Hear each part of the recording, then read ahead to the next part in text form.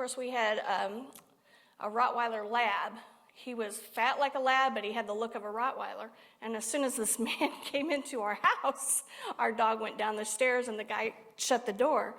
And my husband just got up and was like, what were you thinking? Why did you open and come into our home? Well, I heard the TV on. I figured somebody was there.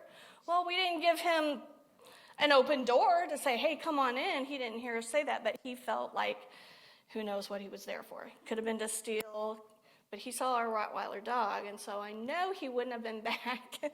So it only works if you secure it. And I looked up the word door in the Hebrew, and it says that it is petach, which means to open wide or to loosen. And it means to be free from every restriction. And I want to talk today about the purpose of an open door and the closed doors that we have in our lives. And I'm going to share stories of how God put open doors in front of Barry and I, and how we had to walk through those and why we chose to walk through those. One thing that I want you to remember is that a door can take you into something, it can take you from something, and it can take you to something, and a door can also take you through something.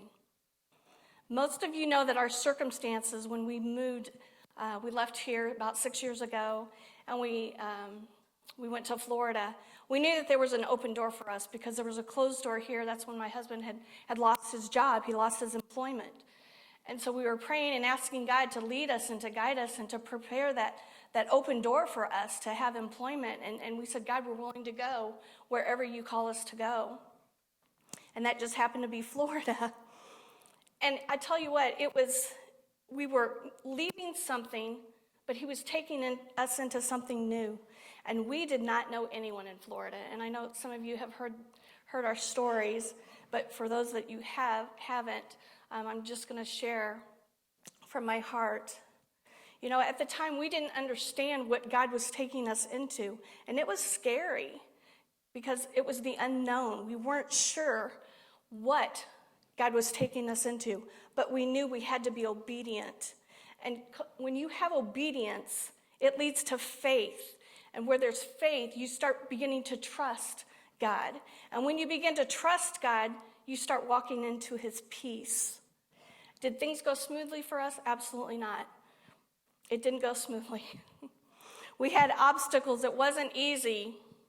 But when you're in God's will, he opens those doors and he makes those paths straight for us. And I think a lot of it is because when we're obedient to God, he knows he's going to take care of us. Because he's just wanting us to be a willing participant.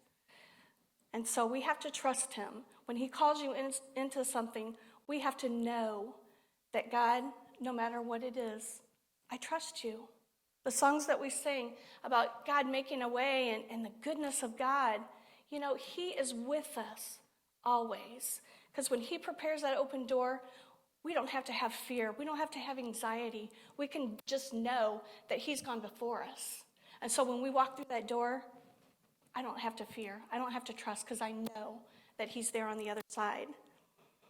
And one thing that I want to share too is we tend to get in a hurry. His timing is always perfect. That's the one thing that I always say, you know what? It's God's timing. It's God's timing. We